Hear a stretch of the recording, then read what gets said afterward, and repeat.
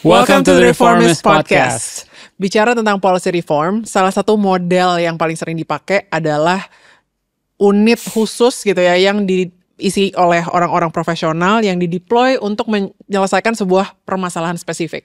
Mungkin hari ini kita tahu tentang GovTech, model pengembangan teknologi di Kemendikbud, atau DTO sama di Kemenkes juga melakukan digital transformation, atau mungkin TGUPP kalau di dalam unit-unit pemerintah daerah gitu ya. Jadi biasanya mereka adalah orang-orang non ASN yang ditunjuk biasanya oleh pemimpin tertingginya gitu ya untuk bekerja dengan scope yang spesifik dan nempel atau bekerja bersama dengan birokrasi. Jadi hari ini kita akan bahas tentang apa, Rey? Kita nggak akan bahas tentang TGUPP atau DTO atau GovTech tadi, Bu. Okay. Kita akan bahas tentang OG-nya dari model ini, yaitu UKP 4, Unit Kerja Presiden untuk Pengawasan dan Pengendalian Pembangunan. Yeah. Nah, apa itu UKP 4? UKP 4 itu udah ada dari 2009 kalau nggak salah ya, pemerintahan Susilo Bambang Yudhoyono yang kedua gitu.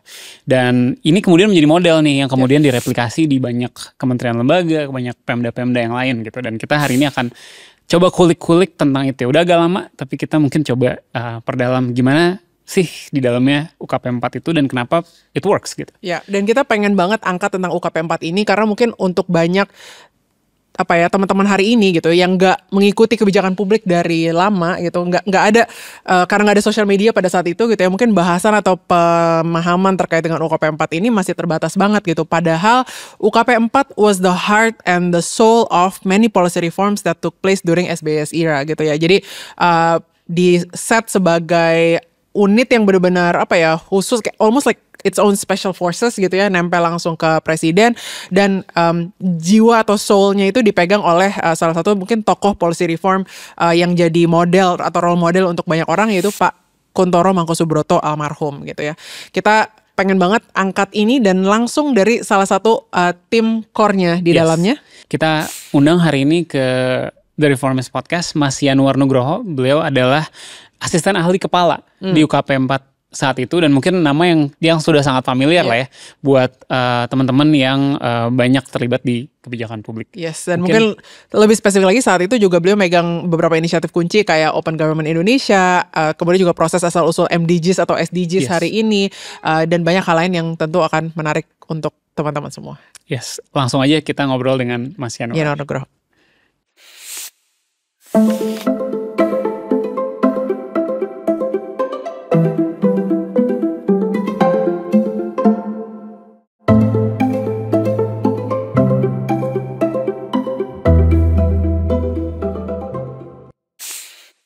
Mas Yanuar Nugroho, welcome to the Reformist Podcast. Terima kasih, Afu. Selamat datang, nama besar di dunia policy reform nih. Waduh. Enggak lah, nama besar. Ini udah ditunggu-tunggu banget nih. Ditunggu-tunggu banget.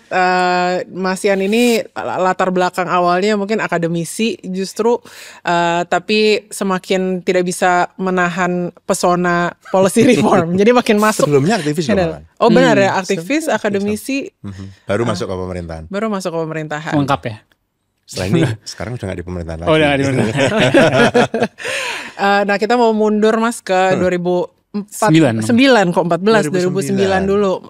Mas Yanuar yang adalah titik mula dibangunnya UKP 4. 2009 betul. UKP 4 didirikan oleh Pak Kuntoro atau menjadi bagian dari kabinetnya Pak SBY kan, 2009. Tapi saya baru bergabung 2012. Oh, oke. UKP 4, ya. Nah, kita hari ini pengen kulik UKP 4 alias Unit Kerja Presiden Bidang Pengawasan dan Pengendalian Pembangunan ini sebagai sebuah struktur yang menarik gitu ya dalam menjalankan prioritas-prioritas seorang presiden gitu ya. Karena mungkin sebelum di titik itu tuh nggak banyak, atau mungkin kita juga nggak familiar apakah ada model yang sama. Tapi setelah UKP 4 kemudian kita banyak lihat model-model turunannya hari ini gitu ya, Ray. Ada TGUPP, ada mungkin ya kalau boleh diekuivalenkan terus KSP, tapi sebenarnya berubah bentuknya. Shadow government. Oh ya, shadow government-nya GovTech ini gitu kan. Tapi intinya model di mana para profesional yang mungkin normally bukan birokrat gitu ya, bisa diberi ruang untuk terlibat dan melakukan atau mendeliver policy di dalam pemerintahan gitu. Nah, kita ingin kulik lebih lanjut bersama Mas Yanuar. Yes. Kita mulai dari mana dulu nih? Mungkin pertama-tama dulu, Mas. Ya. What made you decide untuk akhirnya pulang dan bergabung dengan Pak Kuntoro di UKP 4 ya? Kalau baca CV-nya kan, wah sebelumnya lama di luar negeri, cemerlang di Manchester ya. United atau City? United lah. United ya. Cemerlang di sana gitu kan. Lalu akhirnya decide untuk pulang. Ada UKP 4 ini masuk ke sana. Apa yang membuat saya pulang gitu? Iya. Kalau secara ringkas dan padat karena dipanggil Pak Kuntoro. That's it. Pak Kuntoro yang manggil saya. Dan saya masih waktu itu hidup nyaman ya, nyaman, tenang di Inggris ya kan. Saya sudah tenured gitu kan. Dan nyari posisi tenured kan nggak susah, dan nggak gampang. Saya sudah tenured di Manchester, hidup nyaman-nyaman itu. Terus Pak Kuntoro manggil saya, waktu itu ketemu di awal 2012 gitu. Awal pertengahan mereka bikin semacam midterm review, saya diminta terlibat, terus ngobrol-ngobrol. Pak Kuntoro bilang, ngapain kamu kerja di sana?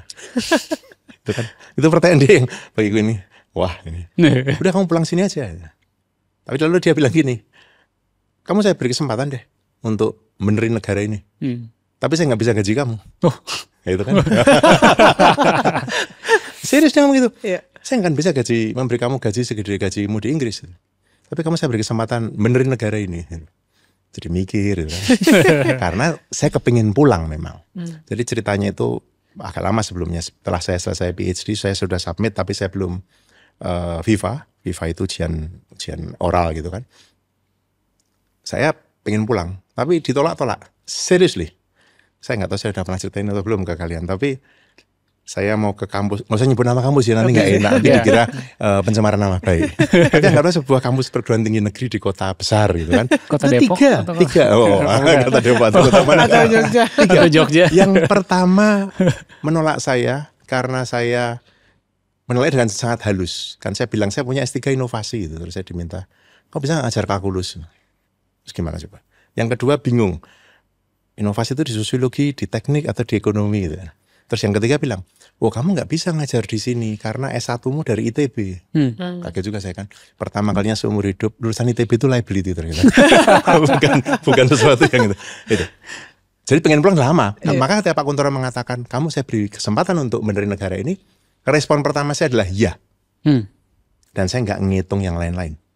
Nah, satu fakta menarik adalah seluruh teman-teman Indonesia saya yang ada di sana, tidak ada satupun yang mendukung saya pulang. Dan bahkan menganggap saya bodoh kan. Susah cari kerja di Inggris, dapat pekerjaan mapan, sudah hidup nyaman di sana, ngapain lu pulang? Tapi teman-teman saya di kampus, para dosen-dosen, kalau ngomong teman-teman bule saya di sana, semuanya mendukung. Karena dia bilang, the ultimate goal as an academic, as an intellectual adalah you influencing policy, dan kamu dapat invitation untuk langsung bekerja sebagai policy maker. Tidak satu pun yang menolak. Bahkan saya dipestakan untuk pulang. Seriously. Nah, saya pulang dan lalu kemudian saya belajar mengenal UKP 4. Tadi kamu bilang kan, kok kemudian muncul seperti itu.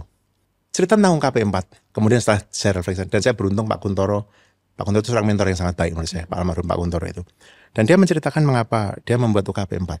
Inspirasi Pak Kuntoro atau inspirasi lahirnya UKP 4 itu adalah seperti BRR.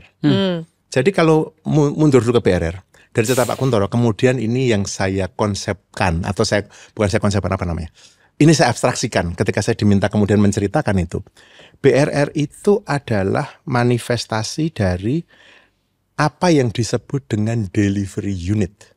Pertama di Indonesia, saya kira adalah BRR. Badan Rekonstruksi dan Rehabilitasi Aceh Nias. Badan Rehabilitasi dan Rekonstruksi Aceh dan Nias itu.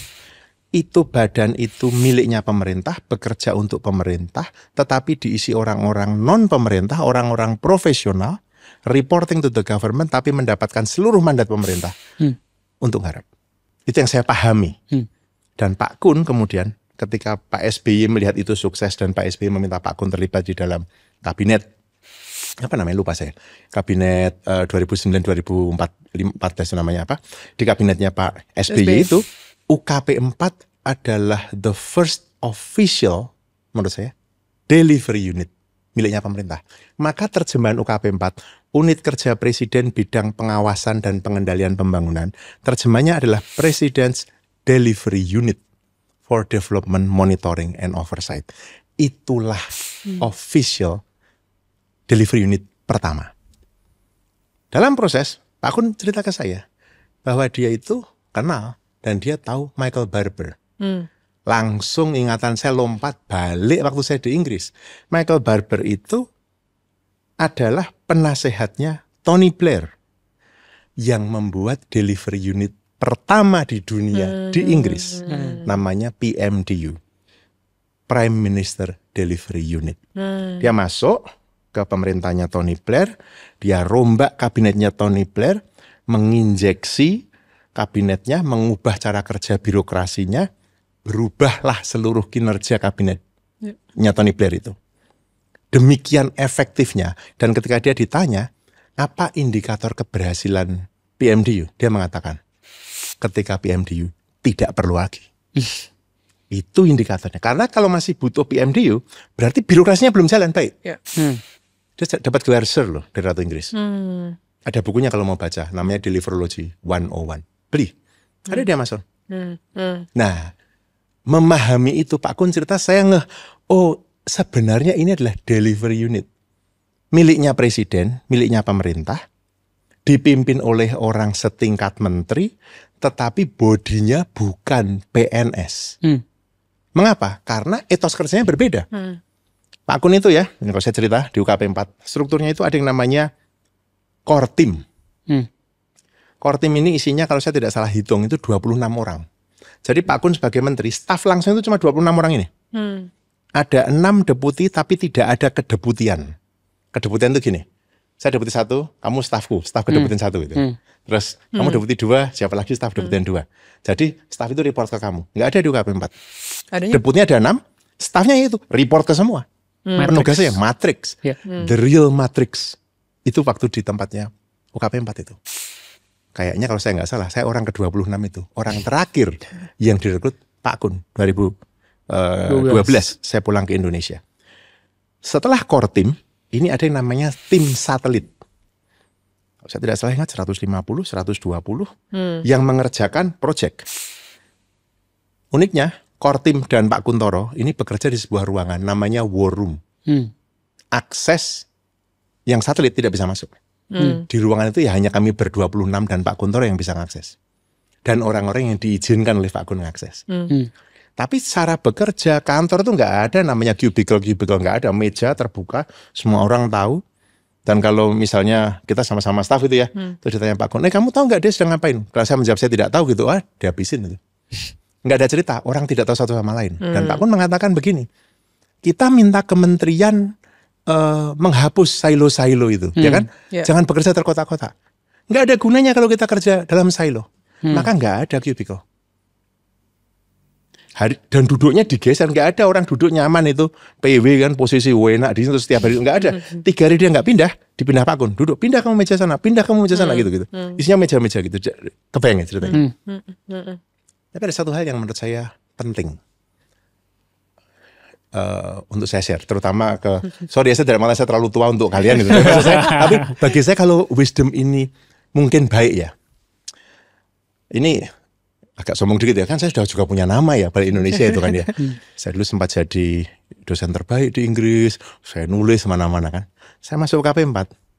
Pak Kun bilang begini, Yanuar, di kantor ini kamu akan ketemu banyak orang penting, tapi bukan kamu yang penting. Saya diam aja gitu kan. Kamu akan ketemu banyak orang penting, tapi bukan kamu yang penting. Di kantor ini yang penting cuma saya.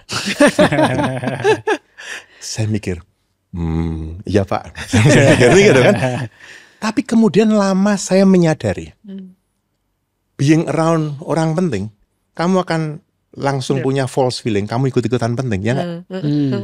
Deket sama orang pinter, terus kamu false feeling ikut-ikutan pinter. Padahal tolol aja itu kan. Meskipun dia deket sama orang pinter, sama itu. Jadi saya kemudian merasa bahwa ini pelajaran yang paling berharga dari Pak Kuntoro adalah ada yang disebut dengan real power dan perceived power. Hanya karena kamu dekat dengan orang penting, tidak lantas membuat dirimu penting. Tetapi karena society berpikir begitu, dia ikut-ikutan anggap kamu penting kan? Itulah awal mula penyelewengan. Jadi agak panjang ini ceritanya, tapi bagi saya esensi UKP 4 itu ini delivery unit. Dan kamu tadi benar, ketika kemudian periode Pak SBY selesai. Bulan Agustus kalau saya tidak salah ingat 2014 Pak Jokowi sudah terpilih tapi belum dilantik, masih gubernur. Saya bersama Pak Kuntoro menghadap Pak Jokowi. Menceritakan tentang UKP 4. Ya kan? Saya masih ingat setting duduknya ini. Ini Pak Kuntoro begitu, depannya Pak Jokowi. Ini saya, depan saya Ibu Rini Sumarno. Sebelah saya Mas Andi Wijayanto. Di sana Mas Hasto Kristianto. Kemudian Ini setelah udah terpilih kan? Sudah terpilih, tapi belum. Asrotnya adalah Vika yang kemudian membantu Bu Susi. Yeah. Ceritalah Pak Kun mengenai UKP 4, disampaikan semua. Dan sangat persis sampai sangat detail bahwa malam itu yang dihidangkan adalah martabak manis sama martabak asin. Pak Jokowi mau motongin, ngambilin ke Pak Kuntoro, ngambilin ke saya. Detail tuh. Tapi bagi saya yang paling penting adalah Pak Jokowi kemudian, oh jadi yang kemarin autopilot itu sebenarnya UKP 4. Clear banget. Dan Pak Kuntoro menjelaskan. Lalu Pak Jokowi bertanya begini, lalu bagaimana Pak Kun nanti ke depan? Dan Pak Kuntoro bertanya begini, Bapak nanti tanggal 20 Oktober kami semua akan meninggalkan kantor, meninggalkan UKP 4. Silahkan diisi dengan orang-orang Bapak. Saya masih ingat persis seperti itu. Wah, jadi ke depan usulan Pak Kun apa? Saya mengusulkan UKP ini diperkuat oleh Bapak. Tapi kami semua sudah selesai, kami semua pulang. Dan kami dapat wanti-wanti gitu, selesai pulang. Nggak boleh ada yang clinging to position atau clinging to power, nggak ada cerita. Nah, selesai kami, selesai. Saya masih ingat malam itu selesai. Pak Kuntoro tersenyum puas, sudah kita sampaikan semua ke Pak Jokowi. Kami ditraktir makan soto ayam malam-malam gitu kan. Udah selesai, pulang. Ketika diumumkan oleh Pak Jokowi, kabinet, dan tidak disebut nama kepala UKP 4. Saya mikir, aduh, lembaga pertama yang dibubarkan oleh Pak Jokowi, UKP 4. Dengan dilebur ke Sekap. Tentu kami diajari Pak Kuntoro tidak boleh kepala tertunduk, tetap kepala tegak. Kita sudah bekerja baik selama ini, bahwa pimpinan politik tidak membutuhkan kita. It's okay. Bubarlah UKP 4. Siapa kemana gitu kan. Saya masih jaga kantor sampai terakhir Pak Jokowi datang ke Situation Room, pertemuan di sana. Waktu itu kalau nggak salah soal lapor dan soal tenaga kerja asing gitu. Tenaga kerja migran, buruh migran itu ya, PMI, Pekerja Migran Indonesia. Selesai pamit pulang. Dan saya merasa, sudahlah, selesai cerita UKP 4. Sampai tanggal 31 Desember, jam 1 siang, Pak Luhut dilantik. Kalau nggak salah jam 1 atau jam 4, tengah siang hari gitu lah. Saya di Jogja, saya udah balik lagi hidup tenang di Jogja gitu kan, ngurusi kebun gitu kan, di Jogja. Pak Luhut dilantik, wah bagus. Namanya unit kepresidenan, kalau masih ingat namanya itu kan. Unit kepresidenan. Jam 3 saya ditelepon oleh Mas Darmo yang sekarang dirut PLN. Cerita, Mas Yanuar, ya Mas, diminta jadi deputinya Pak Luhut. Saya kira itu hoax itu. Saya kira itu ngawur bercanda. Sampeyan itu loh. Gitu kan. Ya. Jam 5 sore Pak Luhut telepon saya. Kan saya tahu nama, lihat foto, tapi belum pernah bicara. Sore kan? Selamat sore. Ya, selamat sore Pak. Luhut di sini. Saya kira, maaf Pak, Luhut siapa ya? Berani ya? Saya belum pernah bicara sama dia kan.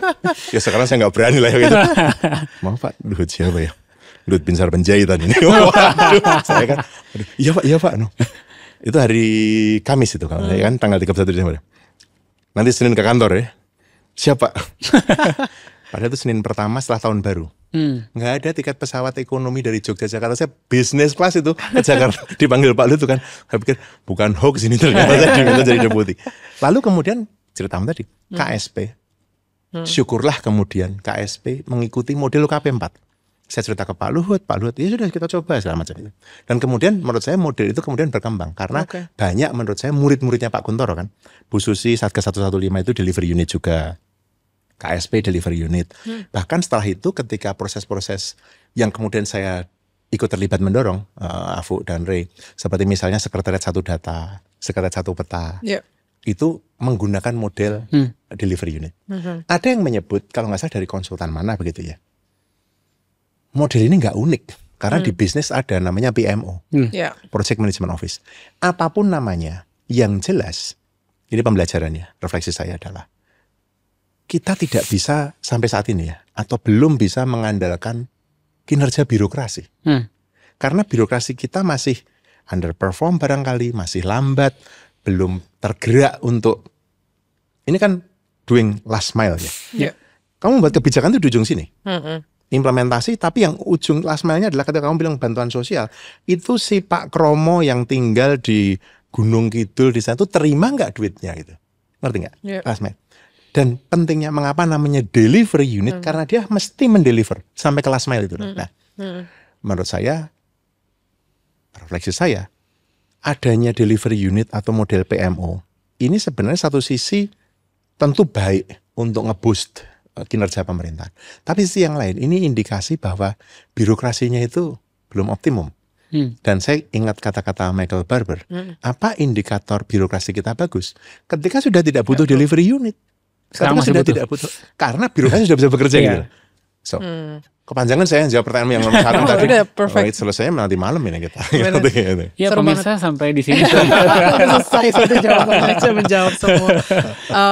Menarik banget. Jadi aku mau kulik sedikit logika PMO atau delivery unit ini gitu ya. Jadi dari tadi kan keyword yang Mas Yan sudah keluarkan itu birokrasinya sudah mungkin efektif atau belum gitu kan sebagai satu masalah gitu. Tapi ada lagi nggak artinya kalau pertanyaannya kenapa delivery unit ini harus ada in the first place gitu. Is it, jadi apakah birokrasi tadi untuk deliver itu satu-satunya alasan atau ada logika lain gitu, fungsi-fungsi lain yang dimainkan gitu. Karena kalau nggak salah kan sebenarnya juga monitoring and evaluation dan sebagainya, mungkin data. Ya. Gini, sampai sekarang itu repotnya buku teori, ini kesempatan. Soalnya kita mau nulis bareng ya. Misalnya, buku teori atau textbook mengenai ilmu delivery itu yang saya lihat di pasaran baru ada bukunya Michael Barber itu yang Deliverology 101 itu ya, yang mengkonsepkan kemudian apa namanya menteorikan secara robust dan rigid ini belum ada menurutku loh ya. Mungkin saya salah kalau ada yang nanti kalau ada komentar atau ada yang itu tolong saya dikoreksi. Tapi begini, dan akibatnya kemudian menjawab tadi jadi apakah itu satu-satunya? Karena yang ada fakta empirik kan. Fakta empirik ketika Michael Barber merintis PMDU adalah karena birokrasi pemerintahan Inggris tidak deliver, tidak perform. Akibatnya ketika seorang Tony Blair terpilih menjadi Perdana Menteri, dia butuh mendeliver janji politiknya, tidak jalan. Maka dia meminta temannya Michael Barber who came up with the idea of Prime Minister Delivery Unit. Drivernya apa ini? Apakah ini technocratic needs atau political needs? Menurutku both ya, dua-duanya ya kan. Kalau mau dicek lebih dalam lagi, sebenarnya kalau aku percaya ini lebih ke political drive, yaitu ketika the leader wants their vision atau their ambition manifested, realized, delivered, dia nanya how. How-nya jawabannya adalah unit delivery unit, ya kan? Harusnya jawaban konvensional adalah unit the birokrasi to do it. Tapi kalau dia ngomong kan, birokrasinya kagak jalan ini. Gimana agar jalan? Ya udah bikin unit untuk menjalankan itu. Tapi agar bisa diakui birokrasi, unit ini dipimpin seorang birokrat. Kebayang? Maka Michael Barber dijadikan bagian dari kabinet. Sama, yang memimpin BRR, Pak Kuntoro, dia duduk di sidang kabinet karena dia setingkat menteri. UKP 4 yang memimpin Pak Kuntoro, menteri. Gitu kan? Nah, dan itu kemudian menunjukkan mengapa delivery unit itu jalan atau tidak jalan. Kita bisa mengevaluasi tanpa harus menyebut. Kalau delivery unit itu tidak jalan, kemungkinan pertama adalah dia nggak dapat political buy-in. Kalau nggak dapat political buy-in ya sudah, in the first place kamu nggak bisa dapat apa-apa dong. Dari presiden maksudnya, atau yang political tertinggi, buy-in dari. kalau kamu bikin delivery di kementerian, menterinya memberi political buy-in nggak? Dia memberikan political support atau tidak? Kalau itu miliknya presiden memberikan political buy-in nggak? Kalau sebuah delivery unit miliknya presiden, ya kan, yang memimpin officially dianggap setingkat menteri, tetapi Menteri aja nggak pernah ketemu presiden. Percaya? Nggak percaya orang. Nah ini cerita tadi. Cerita Pak Kuntoro ini ke saya. Dan kami kemudian mengalami itu. Pak Kuntoro bilang, waktu saya diminta menjadi kepala UKP 4, deal saya sama Pak SBY adalah, 1, saya tidak mau di reshuffle. 2, kalau sidang kabinet atau rapat kabinet, saya duduk di sebelah wapres atau sebelah presiden. Itu non-negotiable. Kaget saya. Posisi duduk itu penting ya. Itu memberi sinyal ke kabinet. Presiden, atau presiden di sini, sebentar saya ingat ya. Presiden, wapres. Sebelahnya biasanya adalah Mensesnek. Kemudian Sekap, Menko. Pak Kuntoro enggak. Presiden, wapres, Pak Kuntoro.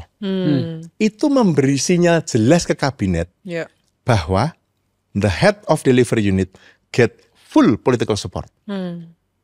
Itu. Ada orang dengan misalnya Pak Luhut sudah punya political endowment yang kayak gitu, dia mau duduk di pojok juga orang juga dengerin dia gitu kan. Pak Luhut misalnya. Tapi kan berbeda ketika pimpinannya yang lain gitu. Maka hal-hal yang kecil-kecil semacam ini yang dulunya dianggap kecil, bahkan itu ternyata penting banget. Maka pertanyaanmu tadi jawabannya adalah, menurut saya yang utama adalah ini political will, ini political directive yang harus dijalankan. Dan the way kamu menjalankan itu, you kemudian membuat sebuah teknokratik instrumen namanya delivery unit. Tapi teknokratik instrumen ini harus mendapatkan full political support. Itu resepnya. Udah. Mau gubernur lah, mau bentuknya tim untuk gubernur, untuk menteri, untuk wali kota, sama. Kalau nggak dapat itu, nggak jalan. Mudah-mudahan podcast ini didengarin oleh para gubernur-gubernur yang baru kepilih kemarin ya di pilkada yang akan segera naik. Mudah-mudahan langsung tahu. Didengerin. Mas Yanuar, aku mau nanya lebih dalam ya tentang exactly apa sih yang sebenarnya dilakuin sama UKP 4 ini. Tadi kan kita udah mulai bahas tentang why-nya, kenapa diperlukan apa yang dikerjakan sekarang. Nah, apa yang dikerjakan, maksudnya mungkin orang-orang nggak banyak yang tahu di luar dari circle tertentu ya, bahkan UKP 4 itu apa kita udah bahas. Tapi kayak mereka ini ngapain sih? Apa yang dilakukan nih sebenarnya? Mandat UKP 4 adalah menjadi kepanjangan tangan, mata, telinga, dan tangan Presiden. Jadi UKP 4 ditugaskan oleh Pak Presiden, oleh Pak SBY waktu itu, sepanjang seingat saya ya, untuk membantu memastikan tercapainya prioritas nasional Pak SBY. Waktu Pak SBY dulu, prioritasnya itu ada 11+3. 3 itu tambahan di tengah-tengah. Tadi ketika kabinet mulai tahun 2009 ada 11, kemudian di tengah jalan kalau nggak salah tahun 2011 itu tambah 3. Plus inisiatif strategis Presiden. Jadi kerja UKP 4 adalah merealisasikan atau menerjemahkan janji politik Presiden dalam program pembangunan, mendorong itu tercapai, prioritas nasional, plus inisiatif strategis Presiden. Nah, saya lupa detailnya apa saja, tapi saya sempat menangani prioritas PN11. PN11 itu inovasi. Terus kalau saya nggak salah ingat ya, inovasi pendidikan. Saya pernah menangani pendidikan, inovasi, kebudayaan. Lalu inisiatif strategis yang saya tangani adalah Post 2015 Development Agenda yang sekarang jadi SDGs itu. Waktu itu masih MDG. Jadi saya karena Pak Kuntoro saya jadi ikut pura-puranya ikut berperan dalam sebuah sejarah melahirkan SDGs. Pura-puranya beneran ya. Itu. Kemudian satu lagi adalah open government. Kemudian ada peran-peran lain yang sangat-sangat masih minor lah. Bantuin Pak Koni, Mas Sony saat itu untuk satu data, cetak biru satu data. Ya. Waktu itu masih bikin cetak birunya, belum jadi apa-apa saya itu, Afu. Nah, yang dikerjakan apa? Yang dikerjakan adalah memilih, mengidentifikasi, mempertajam RO, rincian output. Nah ini saya jelasin sedikit ya. Jadi prioritas Presiden, prioritas nasional, itu diturunkan kan. Ada yang namanya prioritas nasional, lalu menjadi program prioritas, lalu kegiatan prioritas, lalu proyek prioritas. Yang kemudian ada output, namanya RO, rincian output. Jadi yang diomongkan oleh Presiden, ketahanan pangan, PN itu statusnya, prioritas nasional. Programnya apa? Satu PN bisa punya beberapa program kan? Satu program bisa punya beberapa kegiatan. Satu kegiatan bisa punya beberapa proyek. Nah, UKP 4 ini harus melototin ini. Ini proyek mana yang mau dikendalikan? Dikendalikan itu artinya kita terlibat sejak dari perencanaan, bukan membuat, tapi terlibat dalam perencanaan. Bagaimana kita memonitor, mengevaluasi, mengendalikan. Nah, RO ini, rincian output ini, dan kegiatannya, itu ordernya 1000. Seluruh kementerian lembaga itu, ordernya 1000. Ribuan. Kita kan harus menyisir istilahnya itu. Jadi staf UKP 4 tuh nyisir itu. Sekian line, sekian ratus line per orang gitu. Oh yang ini yang penting, ini yang penting. Menurut prioritas tadi kan. Oh ini yang penting. Misalnya, kalau saya tidak salah ingat ya, tapi ini bidangnya kolega saya yang lain, Mas Agung Wicaksono, yang sekarang sempat di Direktur Utama di Transjakarta itu kan infrastruktur. Saya belajar dari dia. Waktu itu dia menangani FSRU kalau nggak salah, Floating Gasification Unit itu loh. Yang untuk di Jakarta Utara itu lah. Misalnya kayak gitu. Itu sampai detail seperti itu. Yang saya tangani waktu itu sempat mengurusi itu sapi-sapi yang hibah pemerintah. Kami ke lapangan ke Bengkulu. Yang dikerjakan adalah nyisir itu, memastikan kalau itu proyeknya adalah proyek infrastruktur, itu sampai titik ter-tag, geotaggingnya ada. Sampai seperti itu. Nah, yang kami kerjakan. Lalu kemudian kami melakukan proses pengawalan menggunakan alat ukur yang kemudian menjadi legendaris saat itu, namanya F8K. Format 8 kolom. F8K itu sebenarnya adalah instrumen pengendalian pembangunan. Dalam 8 kolom itu tertulis untuk proyek ini atau untuk kegiatan ini penanggung jawabnya siapa, kementerian siapa penanggung jawabnya, kementerian mana yang terkait, orangnya siapa, ukuran keberhasilannya apa, capaian bulan, lalu mulai istilah B03, B06, B09. Bulan ketiga capaiannya apa, 6 apa, 9 apa. Kendalikan. Setiap 3 bulan kementerian kan memberikan report kan, self-reporting, online itu. Jadi zaman Pak Kuntoro itu sudah nggak ada lagi kertas-kertas itu. Mereka self-reporting, online. Begitu online mereka mengirimkan data dukung. Data dukung masuk, kami punya waktu 2 minggu untuk memverifikasi data dukung. 1 minggu di kantor, verifikasi data dukung. Cek. Ngomongnya ini, mana daftar hadirnya, orangnya bener nggak, duitnya mana, cek itu seminggu.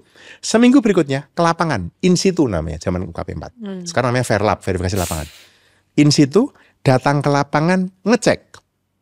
Saya masih ingat satu cerita ketika Kementerian, lupa KKP atau apa ya, mengatakan bahwa ada lemari pendingin, cold storage untuk nelayan ikan di sebuah pantai, anggaplah titik A gitu ya. Datang ke sana kami, nggak ada barang itu. Lapor kan? Tidak ada. Set merah. Kan Menteri lapor ke Pak Kuntoro. Kami verifikasi. Tapi kami kan ke lapangan. Menteri ke lapor Presiden. Di sidang kabinet, menterinya laporan semua kan. Gini. Satu Pak Kuntoro lapor. Ini tidak tersedia, merah padam. Menterinya. Telepon lah. Kemudian menterinya bilang, maaf Pak, pembangunannya memang geser 60 km ke timur. Pak Kuntoro bilang, nggak ada di situ, seperti yang kamu rencanakan, merah. Kalau kamu pindah, kamu harusnya lapor. Itu mengapa? Belajar dari BRR. BRR itu kan proyek kan semua di geotek kan. Semua di geotek. Nggak ada cerita nggak di geotek. Nah, yang dikerjakan itu sampai kayak gitu. Saya itu sampai ditugaskan ke Bengkulu karena bagian saya ngitung sapi. Kagak peduli S3-nya inovasi, kagak peduli mantan dosen Manchester. Iya masuk UKM, saya ke Bengkulu saya. Sama ingat sama kolega Pak Diro namanya. Kami ngitung sapi ada berapa sapi, RFID-nya berapa jumlahnya. Dan ketika kami ke in situ, tidak boleh diberitahukan. Sidak lah ya. Datang. Nggak ada cerita gubernur tahu, nggak ada cerita kepala dinas tahu, nggak ada. Kami datang langsung ke lapangan. Saya datanglah ke desa itu, ke kepala desa kan. Dan tidak boleh ngomong siapa sampai ketemu kepala desanya kan. Bapak, ini kami dari unit kerja presiden. Pak Turahnya, masa presiden itu kan. Saya mau ngomong apa kan, tunjukin surat tugas kan. Oh siapa Pak? Langsung diantar ke petaninya, langsung yang terima bantuan ternaknya. Ngomong sama dia, setelah itu baru ngomong ke dinas. Kami ada di sini, geger mereka, datang. Karena nggak bisa lagi bohong. Dari situlah kemudian semua ilmu-ilmu ini saya pakai ketika saya jadi deputi di KSP. Dari situ saya kemudian bisa lapor ke Pak Jokowi bahwa ada provinsi yang jarak antara sawah dan bendungannya 60 kilo, airnya sudah habis di jalan. Padahal semua mengatakan tercapai gitu. Itu. Jadi yang kami kerjakan itu sedetil itu. Tidak ada cerita yang dikerjain cuma ini cuma duduk policy di atas meja, kagak ada. Tangan kami harus kotor, harus berlumpur, datang rapat koordinasi dengan kementerian, penajaman, bilang ke kementerian. Dan Pak Kuntur itu mengatakan begini, kalau kamu ke lapangan, kamu harus cek itu agar kamu nggak ditipu. Saya pernah nanya sok metodologis itu kan, Pak, bagaimana kita bisa menentukan mana yang akan kita cek? Baru mau nanya gitu. Gitu kan? Iya. Pertama, kalau sebuah KL atau pemerintah daerah mengklaim 100%, jangan percaya, datengin. Dua, kalau dia mengklaim 0%, jangan percaya, datengin. Yang di tengah-tengah, tutup mata aja, hitung kancing, datengin. Nggak ada metodologi ini yang harusnya nggak dikasih tahu di sini nih. Nanti mereka semua di nggak tengah-tengah. Itu random sampling. hitung kancing kan, kamu nggak Oh, ngerti hitung atas kancing. dari bawah berapa kancing kita nggak tahu. Tapi yang pasti ketika ada klaim KL mengatakan atau daerah mengatakan ini 100% tercapai, jangan percaya. Serius. Dan itu yang menurut saya kemudian belajar empirik ya, pentingnya data. Ya memang benar, kagak ada policy yang bisa kita bikin dengan benar kalau datanya nggak benar kan. Itu pembelajaran penting di UKP 4 ya. Itu mengapa saya kalau ditanya orang itu kan saya bilang, saya merasa saya 2 tahun di UKP 4 itu disiapin Pak Kuntoro benar itu. Saya nggak pernah berpikir dan nggak pernah merencanakan jadi deputi, gimana merencanakan kan. Saya udah nyanggul di Jogja kok. Nyangkul literally nyangkul ambil cangkul. Tapi ketika saya jadi deputi saya merasa iya nih saya disiapin itu. Mas Yan, kalau masalah birokrasi itu kan modelnya ada banyak solusinya. Salah satu yang menjadi favorit kayaknya kalau sekarang tuh Kemenko gitu. Maksudnya logikanya sangat beda. Nah ini saya pengen. Ini kalau saya ngomong bisa bikin sakit hati nih. Ini boleh secara teori, boleh secara kenyataan. Tapi kan salah satu ya inilah maksudnya masalah birokrasi, tidak ada koordinasi, pengawasan segala macam gitu kan. Kalau kayaknya salah satu yang paling sering dilempar sebagai solusi itu Kemenko, nggak ada koordinasi, bikin Kemenkonya. Terus kayak ada program prioritas, bikin Kemenkonya gitu kan, Kemenko Pangan misalnya gitu. Kalau dalam di dunia UKP 4, instead of Kemenko Pangan, kemungkinan yang akan terjadi adalah deputi misalnya ketahanan pangan gitu kan. That's a very different approach. Atau misalnya lah biar nggak terlalu politis, misalnya TNP 2K misalnya sebagai misalnya isu strategis kemiskinan gitu kan. Dan ada unit yang bentuknya beda spesifik untuk isu strategis gitu. Nah, what makes it different atau apa ya? Gimana how do you compare dan yang dibutuhin Indonesia yang mana? Ini saya merujuk dulu ke guru saya almarhum Pak Kuntoro. Dalam sebuah obrolan Pak Kuntoro bilang, kita tuh nggak butuh Kemenko. Waduh. Serius, boleh menanyakan ke semua muridnya Pak Kuntoro. Pak Kuntoro bilang, we shouldn't need, kita nggak perlu butuh Kemenko. Yang dibutuhkan adalah koordinasi yang lebih agile. Karena kebutuhan sekarang dengan yang akan datang itu, kita kadang-kadang kan nggak tahu kan. Dan dinamikanya seperti apa, kita nggak tahu itu. Gini maksudnya. Kemenko itu membuat sekat-sekat baru. Kementerian itu kan sudah ada sekatnya itu. Lalu ada Kemenko yang mengotakin ini koordinasi saya ya, ini koordinasi saya ya. Nah, kalau dulu kami berdiskusi di UKP 4 dan sempat di akhir UKP 4 saya itu sempat diberi tugas oleh Pak Kuntoro membuat alternatif rencana pembangunan yang baru. Waktu itu sebagai alternatifnya Bappenas. Itu model yang menurut beliau dan kemudian saya mencoba memahami itu adalah bentuk komite, bukan Kemenko. Komite pangan misalnya itu ya, yang mengepalai atau yang mengetuai misalnya adalah Kementerian mana yang paling pas? Pertanian. Anggotanya bisa Bulog, bisa Kementerian Perdagangan, bisa ini, bisa yang lain itu kan. Kementerian Sosial. Komite ini berjalan. Sampai selesai tugasnya, bubar komite ini. Kemudian ada komite apa? Komite apa lagi? Terutama untuk menjawab yang sifatnya ad hoc. Ketika ada bencana, Kemenkonya mana? Bencana tanah longsor, udah. Terus dia ke Kemenko. Yang muncul adalah BNPB, badan BNPB muncul kan. Setelah itu butuh dukungan KL kan. Mana? Yang di kepala orang adalah BNPB kemudian PU karena pembangunan infrastruktur. Tapi apa itu? Enggak. Yang rontok ternyata ada sekolah, ada rumah ibadah, ternyata ada fasilitas umum di Rumah sini, sakit. ada rumah sakit, ada. Kemenko mana? Orang kan mengatakan selama ini PMK. Benarkah hanya PMK? Sekarang nggak tahu jadi apa namanya, lupa saya. Pecah. Kebayang. Padahal yang dibutuhkan adalah komite yang setelah itu komite ini dipimpin BNPB untuk menangani. Oh di sana ternyata yang dibutuhkan adalah ini soal pangan. Soal pangan itu kan ada akses pangan, ada infrastruktur dan lain-lain gitu. Nah, saya merenungkan diskusi dengan Pak Kun ini dan kemudian saya berpikir dan menurut saya kalau model Kemenko itu akan diteruskan, yang terjadi sekarang ini adalah konsekuensi logis cara berpikir itu. Karena prioritas pembangunannya begitu, maka bikin Kemenko. Besok berubah, bikin Kemenko berubah lagi. Instead of kita punya komite. Maka kabinet itu strukturnya berubah-ubah terus. Nomenklatur berubah-ubah terus. Lalu ada Kemenko Marves. Yang menangani, kalian kan sangat concern pada soal iklim dan soal energi kan? Ya kan? Sekarang setelah Kemenko Marves bubar, pertanyaan besar, ini peta jalan transisi energi ada di mana ini? Peta jalan penanaman ada di mana ini? Bingung kan? Nah, itu yang menurut saya dalam keadaan satu, kita menangani stakeholder yang luas, yang besar ini.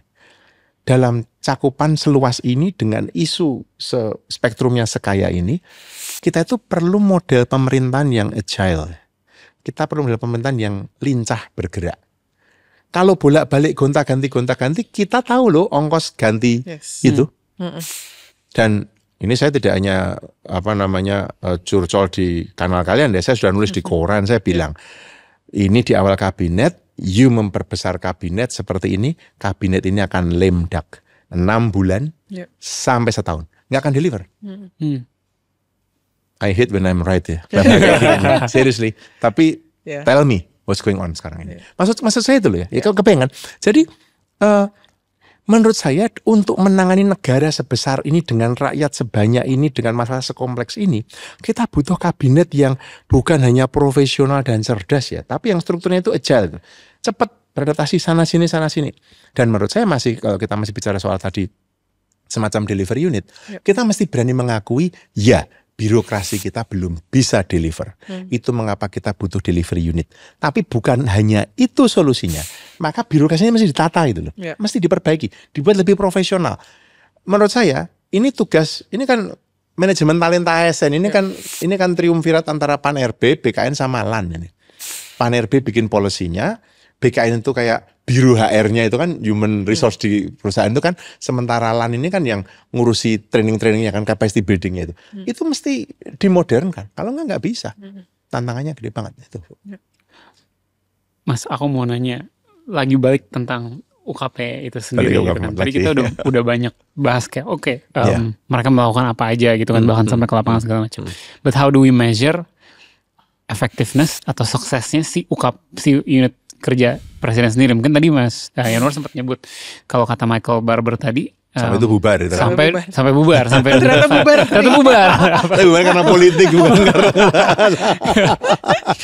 tapi mungkin di luar itu ada nggak sih cara buat measure delivery unit presiden ini works, mungkin delivery unitnya gubernur mana kurang, delivery unitnya menteri ini works. Itu gimana? Kalau delivery unit itu ada pada top policy makers, top political leaders, maka tercapainya janji dia itu menjadi ukuran keberhasilan unit itu. Tapi kamu tidak bisa membebankan ketercapaian janji politik itu misalnya pada staf kementerian, itu nggak bisa. Karena misalnya kamu ngomong itu tugas, atau bahkan even Kemenko ya, misalnya tugas Kemenko adalah mengkoordinasikan program pemerintah 123 atau programnya nggak jalan gitu kan. Apa kamu mengatakan Kemenko-nya nggak berjalan? Ya maybe yes atau no. Tapi kan yang menjalankan kan KL langsung. Nah kalau delivery unit miliknya presiden, dia tidak bisa memaksa atau mendesak kementerian jalan. Something is wrong dengan itu. Itu mengapa pimpinan delivery unit itu memang mesti respected figure ya.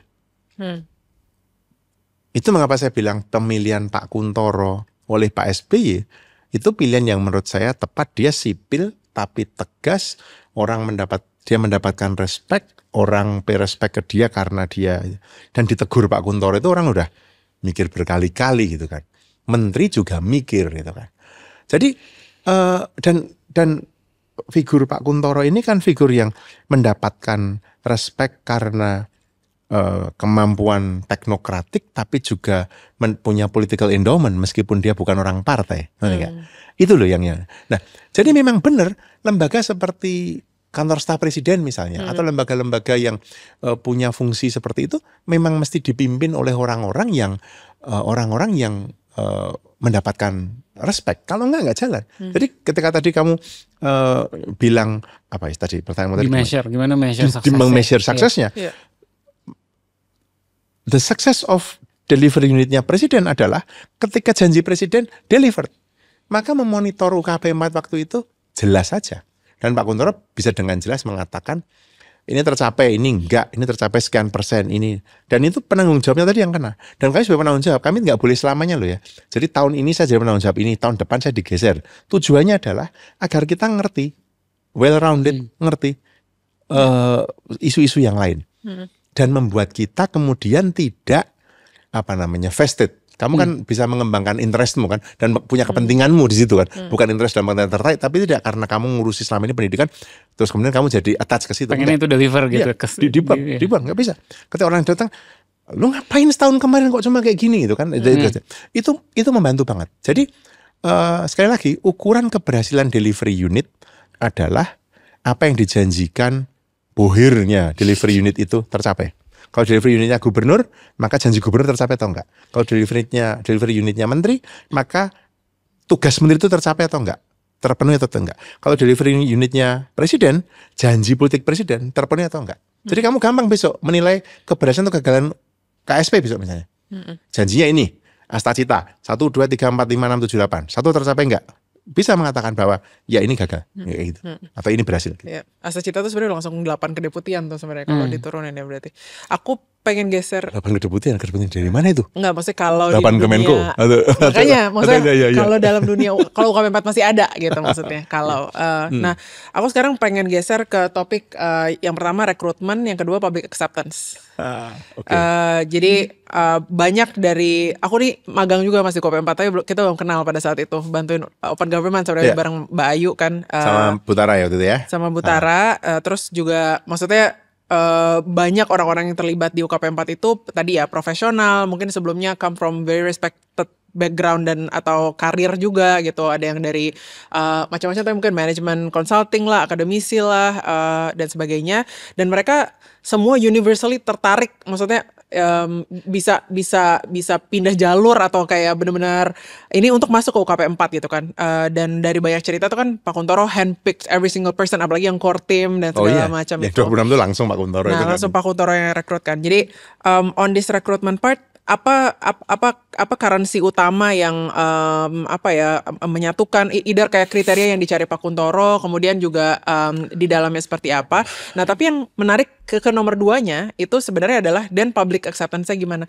Karena kalau kita tadi tarik ke contoh-contoh yang hari ini delivery unit serupa gitu ya, kan kadang-kadang ketika rekrutmennya itu justru anak-anak muda pinter tapi mahal gitu. Nah, public acceptance-nya itu justru jadi kritik. Itu tuh justru jadi penolakannya sendiri gitu. Kayak ini bisa jadi misalnya itu anak startup nggak ngerti kebijakan publik, sok-sok mau masuk, mahal, dan sebagainya. Atau gitu justru kan, ini Bu, tim sukses kampanyenya atau sebenarnya gitu, sekedar tim sukses tapi nggak bawa kompetensi per se gitu ya, meskipun dia nggak muncul eksklusif. Kita nggak sebut apa ya, kita nggak sebut Mas sebut namanya, tapi tim sukses ya. Misalnya kan itu bisa umum ya. Bisa umum. Nah, secara umum gimana sih kalau di UKP 4, maksudnya talenta rekrutmennya tadi, dan kok bisa di-accept public gitu? Oke. Kalau pertanyaan pertama itu, aku sampai sekarang juga belum menemukan jawabannya. Itu pertanyaanku. Ketika ketemu konstruknya orang UKP 4 tuh ya, aku tuh mikir gini, ini yang dipikirin Pak Kuntoro apa ya, nyari orang-orang kayak gini gitu ya. Tapi somehow masuk ke situ, itu nyatu gitu aja. Yeah. Nah, ini aku cerita proses yang kualami ya. Setelah ngobrol sama UKP 4, aku diminta masuk ke ruang keramat tadi itu. Waktu kan masih dari luar kan, masuk ke war room itu. Semua orang di situ nanya. Saya masih ingat, tapi nggak mau nyebut nama. Aku ada pertanyaan pertama. Anda agamanya apa? Kaget lah, aku pertama kan. Kaget yang pertama kan. Aku masih ingat itu. Dan itu satu deputi. Saya bilang, saya Katolik Pak. Oh Katolik, gitu kan? Terus ada yang tanya lagi itu. Pernah nggak dibenci mahasiswa? Kagak ada pertanyaan tentang kerjaan. Kagak ada yang kerjaan, nggak ada. Pertanyaan adalah tentang, ada yang gini, Mas, hal paling gila apa yang pernah Anda lakukan dalam hidup? Kayak di pelonco ya? itu pertanyaan. Terus ada yang nanya, ada yang gak sopan yang begini. Gimana pandangan orang-orang di Inggris tentang Indonesia? Apapun itu. Tapi selesai dengan Pak Kuntoro ya. Masuk ke forum itu ya. Dan saya merasa, ini pertanyaan aneh-aneh amat sih kayak gini. Semua nanya. Sampai kemudian, ketika kemudian saya masuk menjadi bagian dari tim itu. Saya baru tahu satu orang staf di UKP 4 itu selesai S1 di Cina, dia naik sepeda dari Cina ke Jakarta. Naik sepeda dari Cina ke Jakarta. Dan ketika ditanya Pak Kun, hal gila apa yang kamu lakukan? Saya naik sepeda dari Cina ke Jakarta. Dia berhenti di Canisius di SMA-nya dia dulu. Wah. Aku pikir, aku mencari lagi traits ini apa. Kalau pinter, semua orang ini pinter. Tapi pasti bukan soal pinter kan. Soal komitmen, ngukurnya gimana ya? Ya kan? Tapi ini orang-orang yang kulihat ya. Kemudian aku mencoba, mungkin juga nggak tepat-tepat juga ya, Fu ya. Tapi aku melihat, mungkinkah eagerness mereka atau mungkinkah tekad mereka untuk walking atau working a mile further. Jadi extra miles ini loh. Ini orang yang tidak cepat puas dengan hasil. Ini orang yang tidak cepat itu. Wah itu harusnya aku tunjukin ke kamu nanti. Aku tunjukin sebuah foto nanti. Setelah aku punya foto tim itu ketemu. Tentu bukan kusatukan itu ya.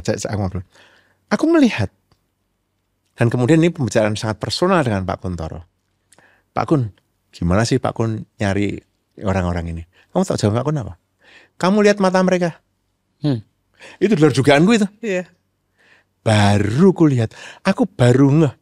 Mata itu, mata yang bercahaya ngelihat ke depan dengan ini orang ini bisa memetakan masalah. Ini rumusanku ya, bukan rumahnya Pak Kuntoro ya. Tapi dia tidak berhenti di masa itu. Matanya itu cerah menatap ke depan hidup. Aku itu baru di mobil itu. Kan Pak Kun tinggal di Kalibata, di dekat Kompleks BIN itu. Aku tinggal di Kalibata City kan. Namanya Kalibata City, so apartemen itu rusun itu kan. Aku tinggal di rusun itu. Itu sering bareng sama Pak Kun. Aku tanya, Pak, ini Bapak gimana nyari orang-orang ini Pak? Bisa ketemu orang-orang ini gitu.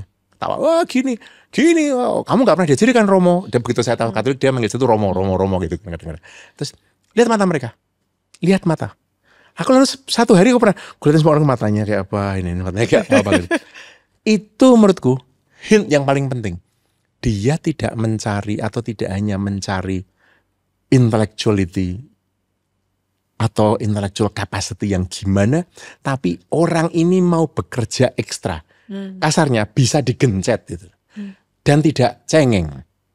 Aku kemudian baru ngeh, iya ya, ini orang-orang dengan kualifikasi yang kayak gitu itu. Orang kualitas macam-macam. Tapi orang-orang ini yang mau pergi extra miles. Enggak puas dengan cuma menjalankan itu. Enggak. Nah, dan public acceptance yang tadi kamu cerita ya. Gini ya, kalau aku mau bicara soal misalnya kayak gini, apa kok P-nya tinggi segala macam. Pak Kuntoro di depan sudah mengatakan ya, menurutku UKP 4 saat itu di tahun 2012 sudah ngeset pay grade yang menurutku sudah cukup tinggi. Aku nggak ngerti kalau dibandingin dengan market rate. Aku tidak tahu. Tapi yang cukup tinggi ini itu pun membuat orang iri gitu kan. Tapi Pak Kun juga bilang bahwa yang penting itu bukan di duitnya. Tapi memberi rasa orang yang direkrut ini being meaningful. Ngerti nggak? Satu itu. Dua, Pak Kun itu percaya pada kemudaan. Anak-anak muda, itu anak-anak muda itu. Yang sepuh, mohon maaf bukan sepuh, senior. Aku bisa ngitung dengan jari. Pak Heru, Deputi, Pak Agung Harjono. Di luar itu, Pak Ota barangkali. Lainnya muda. Relatif muda. Anak muda. Aku masuk UKP 4, aku umur 40, yang di bawahku banyak. Wicak, Mas Farhad, banyak yang lebih muda daripada aku. Dan Pak Kun percaya pada anak muda ini. Tapi, dan ini kemudian aku ikuti ketika aku jadi deputi, dia bilang, di bawah eselon 1B tidak diizinkan rapat sendirian. Harus berdua, agar ada kontrol. Dia tidak mengizinkan golf. Dia bilang, bukan golfnya yang salah, tapi di tempat golf itu banyak kejadian yang kamu tidak akan bisa. Maka dia, karaoke kalau tidak dengan teman sekantor nggak boleh. Serius, itu ada kode etik, itu sebenarnya kode etiknya KPK di awal. Saya nggak tahu KPK sekarang, no comment. Tapi yang di KPK yang dulu seperti itu dipakai UKP 4. Jadi acceptance-nya kemudian kalau balik itu lagi, menurut saya ya. Tentu tidak mungkin menyenangkan semua pihak, pasti ada aja yang mengkritik. Tapi yang saya lihat adalah ini orang-orang yang saya bisa bilang bekerja dengan tulus. Orang yang bekerja dengan benar, dengan tulus, dan satu karakter lain adalah tidak mencari panggung. Itu Pak Kun sendiri yang saya tadi bilang kan, di kantor ini kamu akan ketemu dengan banyak orang penting, tapi bukan kamu yang penting. Wah itu nancep banget itu kan. Itu tercermin ketika, dan aku mengalami sendiri, kutulis itu di dalam bukunya, memoirnya Pak Kuntoro. Selesai memberikan pada Pak SBY, tugasku waktu itu kan kemudian membuat draft untuk Pak SBY bersama dengan David Cameron sama Johnson Sirleaf kan. Selesai pada sidang PBB, pada sekjen PBB diberikan ke sana. Selesai pada sana Pak Kuntoro memberikan, udah Yanuar, kita cari kopi. Tugas kita selesai, nggak usah cari panggung. Hal seperti itu nggak ada namanya datang deket-deket ke presiden, nempel-nempel agar masuk ke fotonya, salaman, selfie, ya nggak ada. Nah itu yang aku merasa aku nggak ngerti ya. Aku juga tidak mau mengatakan value atau apa, mungkin semua orang punya preferensi. Tapi balik ke sana tadi, menurutku yang ku pelajari adalah percaya pada kemudaan itu penting. Tapi kedua, memang mentoring itu penting ya, pendampingan itu loh. Kamu nggak bisa ngelepas anak muda sendirian gitu. Udah terjadi banyak kok. Apalagi anak muda ada pada posisi dalam tanda petik penting, diriku di sana sering dekat sama orang penting, ikut merasa penting, kemudian exercise rasa penting itu. Kalau dia tidak punya mentor, kamu menciptakan bom waktu itu. Menurutku loh ya. Mungkin agak kejam ini, tapi aku mau bilang itu. Itu menarik. Tadi kan di awal Pak Kuntoro di satu sisi kalau meeting kabinet harus di samping presiden, supaya, karena dia punya power, supaya menteri-menteri lain lihat. Tapi di kesempatan lain dia tidak mau mengambil spotlight gitu. Nggak mau sama sekali tuh. Saya ngeliatin Pak Kuntoro itu kejadian di PBB itu adalah gini ceritanya. SBY diminta menjadi co-chair bersama dengan Johnson Sirleaf sama David Cameron, memimpin 27 orang, melahirkan dokumen yang menjadi bahan negosiasi antar pemerintah yang sekarang jadi SDGs itu. Pertemuannya lama ini. Namanya HLPEP, High Level Panel of Eminent Persons for the Post-2015 Development Agenda. Panjang, singkatannya HLP gitu aja, HLP. Udah sampai pada titik final ini, harus drafting. Inggris mengirim, UK Prime Minister Envoy. Liberia ngirim, mantan Perdana Menteri Chili, mantan loh ya, bayangin, datang ke sana untuk drafting. Presiden SBY nanya Pak Kuntoro. Pak Kuntoro ngirim, kami menyebut diri kami itu kunyuk itu. Pak Kuntoro ngirim seorang kunyuk namanya Yanuar Nugroho ke UN. 2 minggu dikurung, drafting laporan itu. Udah, drafting laporan. Nah, saya mau cerita satu aspek tentang Pak SBY boleh ya? Kecil aja. 27 halaman, A4 Times New Roman 12. Saya minta masukan kan? Saya email ke Pak Kuntoro. Pak, ini mohon masukan arahan dari Bapak Presiden dan di kepalaku.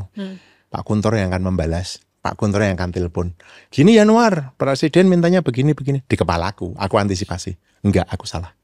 Less than 24 hours, Pak SBY ngirim fax ke PT RI. Fax. 27 halaman, Setiap halaman dikomentari pakai tulisan tangan kecil-kecilnya Pak SBY itu. Tulisan Pak SBY ini. Ya, sayangnya waktu itu bodoh banget, aku nggak motret-motret kan zaman itu kan ya. Itu kan itu jadi dokumen negara kan. Iya. Wah, jadi langsung dapat instruksi dari presiden. Ketika duduk di meja drafting itu, aku bisa dengan sangat confident kan.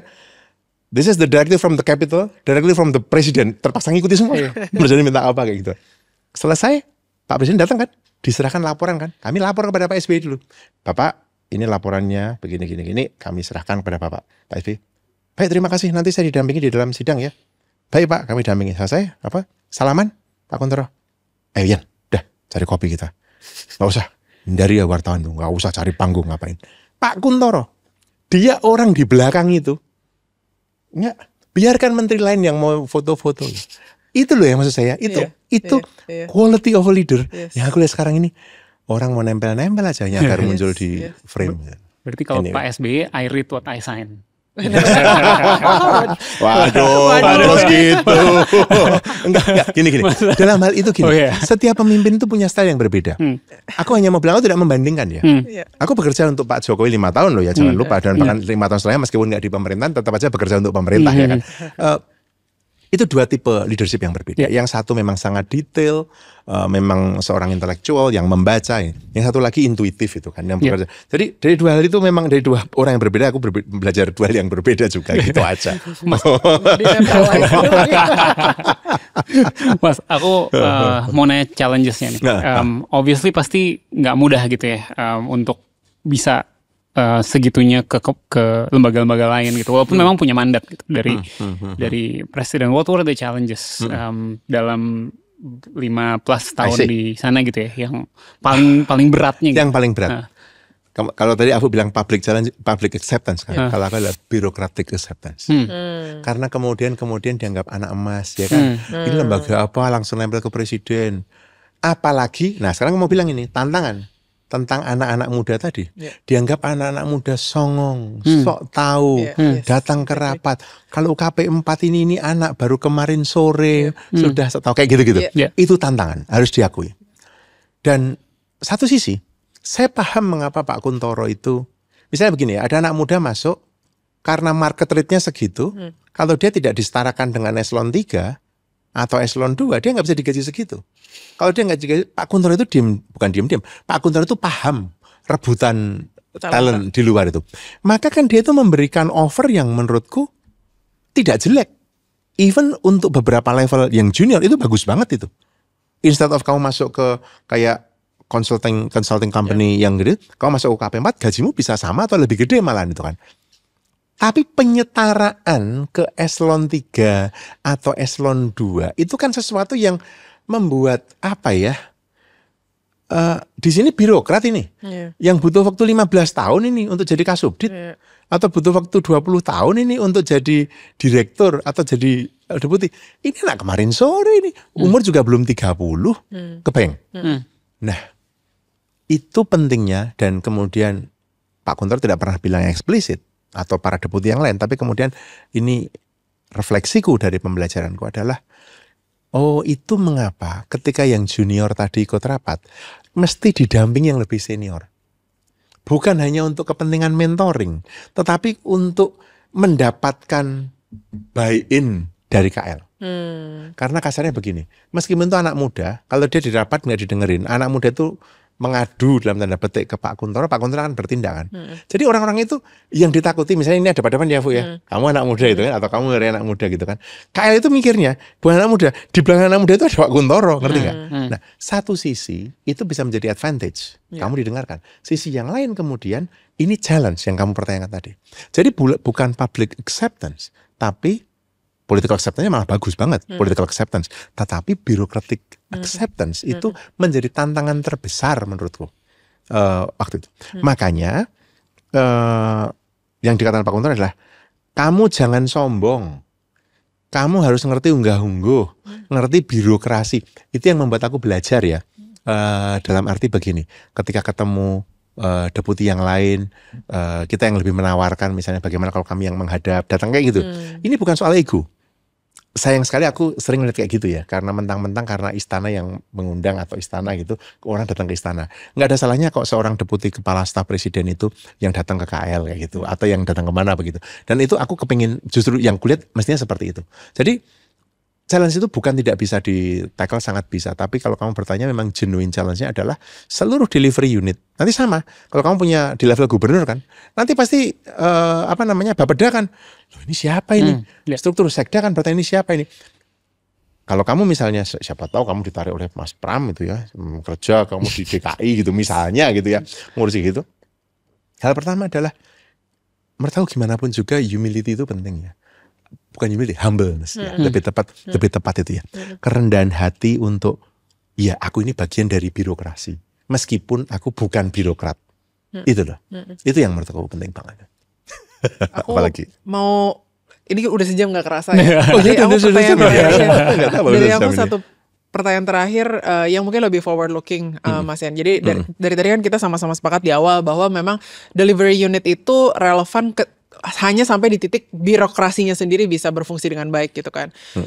Nah jadi pertanyaan terakhirku mungkin justru arahnya, then how do we fix the bureaucracy moving forward gitu kan. Mungkin beberapa hal yang iya maaf harus ditutup dengan pertanyaan berat.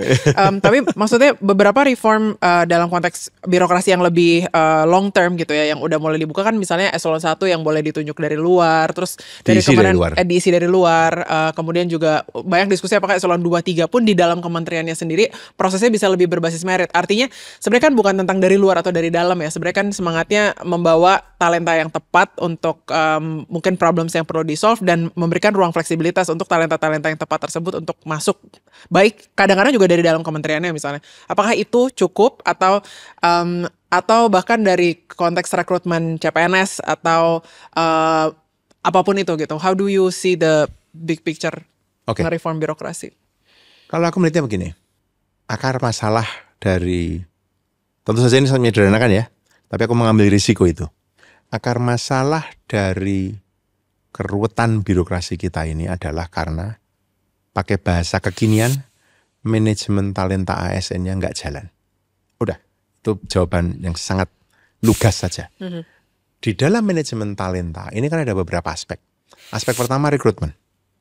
Aspek kedua adalah setelah kamu rekrut, you deploy, tugasin kemana. Setelah di deploy, kamu lihat pengembangan kompetensinya, karir path kayak gitu. Setelah itu, kamu mesti siap untuk punya cara untuk meretain dia. 4 aspek ini mestinya kuat kita. Hanya dengan cara itu, birokrasi kita akan, kalau pakai istilahnya Pak Presiden Prabowo ini, naik kelas. Ya. Kalau nggak bisa. Yang kita lakukan sekarang ini menurutku ya, mungkin arahnya sudah benar, tapi terlalu lambat. Rekrutmen oke lah, sudah membaik. Tapi masih banyak kan cerita rekrutmen yang nggak beres sana sini gitu, formasi lah, tes inilah, tes itulah, harusnya TPA dipakai atau tidak dipakai lah, angka berapa dan lain-lain.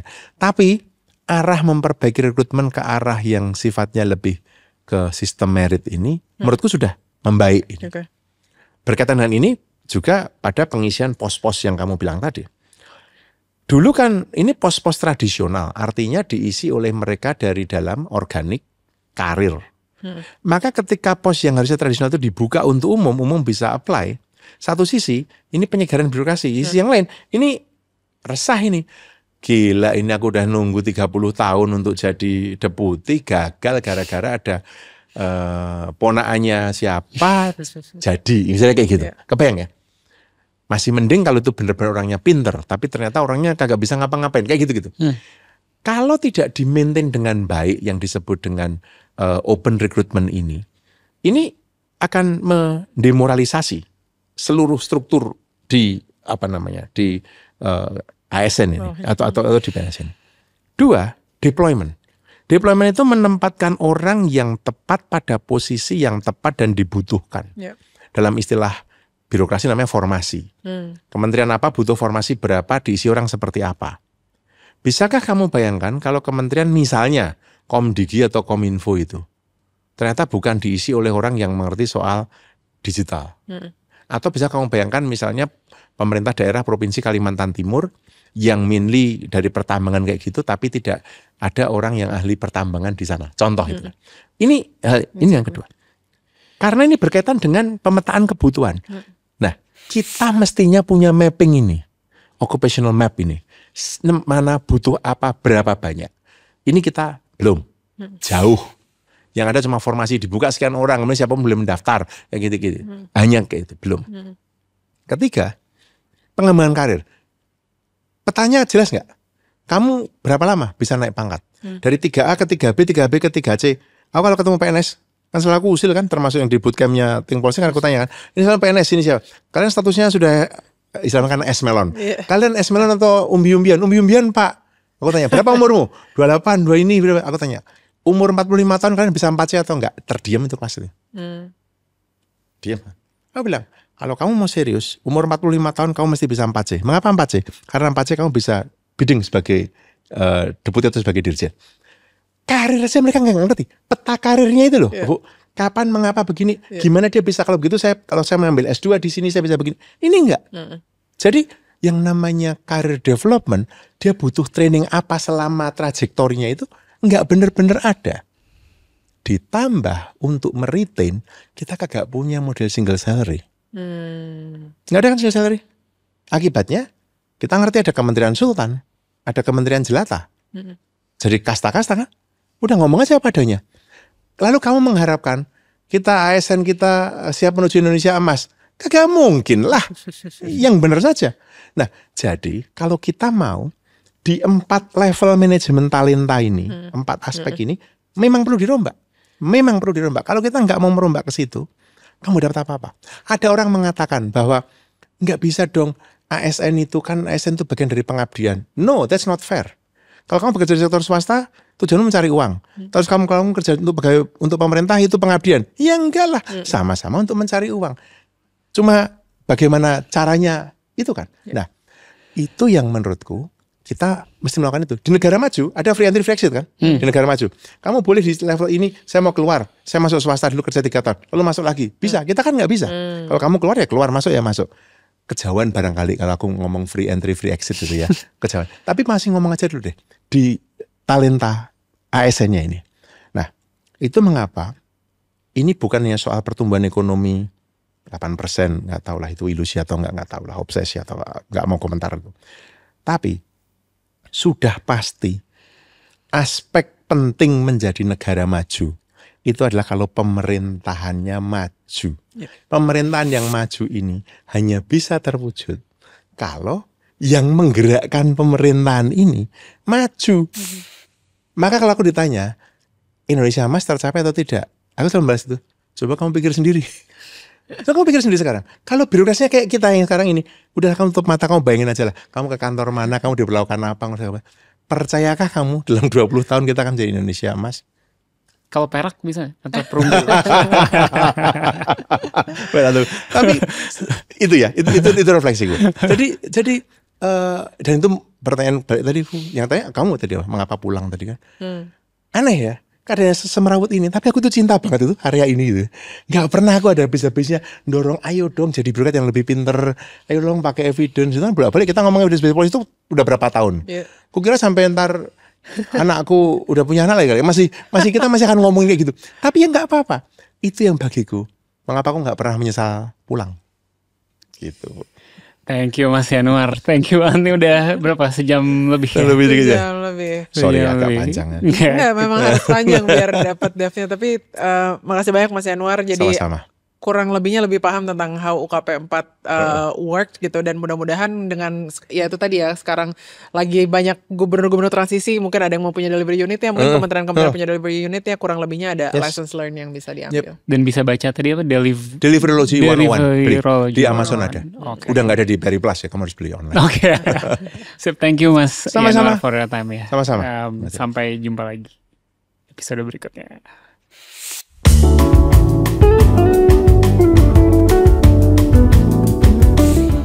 Okay, that was the episode. Gimana Ray menurut lo takeaways-nya? Menarik banget sih. Menurut gue one of the things yang tadi menurut gue paling matters ya adalah gimana dari ceritanya Mas Yanuar itu Pak SBY waktu itu benar-benar memberikan full support dan benar-benar berada di belakang Pak Kuntoro dan tim UKP gitu ya, sehingga mereka untuk masuk ke kementerian-kementerian, untuk masuk ke lembaga-lembaga itu punya backing gitu kesannya. Jadi bisa mau nggak mau harus diterima dan mau nggak mau harus mau bekerja sama gitu sama tim ini. I think that's one of the key success factorsnya si UKP gitu. Very interesting. Gue tadi pengen meng-highlight tuh elemen banyak orang muda yang dilibatkan oleh Pak Kuntoro, tapi nggak sekedar direkrut berhenti di situ gitu, tapi perlu disiapkan juga ekosistemnya buat si orang muda ini to thrive gitu kan. Jadi aspek humility-nya gitu, kayak datang mungkin kamu bawa kompetensi tapi kayak you're still learning and you're not actually an important person, tadi tuh menarik gitu. Terus safeguards kayak kalau meeting yang orang muda ini tetap ditemenin mentornya gitu. Jadi kayak ada pengarahan tersebut yang bikin memastikan talenta ini juga bukan sekedar dimasukin terus dilepas gitu, tapi they can actually thrive dan dapat menavigasi birokrasi yang harus mereka selami itu gitu kan, dan itu akhirnya ngaruh juga ke public acceptance gitu, bahwa this sense of emang kita tuh kerja gitu, maksudnya unit ini tuh emang unit kerja atau delivery unit, bukan sekadar untuk jadi orang penting gitu. Itu menarik banget. Menurut gue another aspek juga adalah bahwa this kind of team itu penting untuk bisa seorang pemimpin yang terpilih dalam proses politik gitu ya, presiden atau gubernur atau wali kota, bupati, mereka punya janji-janji, and these are the guys and the ladies yang get it done gitu. Dimana tadi Mas Yanuar bilang definisi suksesnya tim ini ya adalah tercapainya dari janji-janji itu gitu. Jadi kita baru aja melewati political process di seluruh Indonesia ya, Fu. Iya, 500 sekian kota kabupaten. Yes, dengan semua beragam janji-janjinya. Benar. Mudah-mudahan pada nonton episode ini gitu. Gimana caranya supaya mereka bisa get things done. Iya, gitu. kalau bukan wali kota yang nonton, timnya kali ya. Mudah-mudahan gitu. Dan jangan lupa bahwa in the long run, quick fix kayak UKP 4 atau TGUPP ini harusnya bukan tujuannya gitu kan, tapi it's rather enable sementara gitu ya untuk memecahkan masalah dan mendeliver, tapi sebenarnya kita butuh membenarkan atau membenahi birokrasi di baliknya secara long term. Tadi banyak bahas tentang rekrutmen yang lebih baik, manajemen talenta, assignment-nya, retain mereka di dalam pemerintahan seperti apa gitu. Nah, itu tetap harus jadi long term vision kita untuk nge-reform birokrasi. Betul. Mungkin delivery unit ini ibaratnya kayak pemain naturalisasi gitu ya. Sambil harus tetap dibangun. Secara keseluruhan tetap harus dibangun aslinya semuanya. Yes. Gitu. Oke, I hope teman-teman di rumah semua enjoy episode tadi. Kita jumpa lagi di episode berikut. See you on the next reform.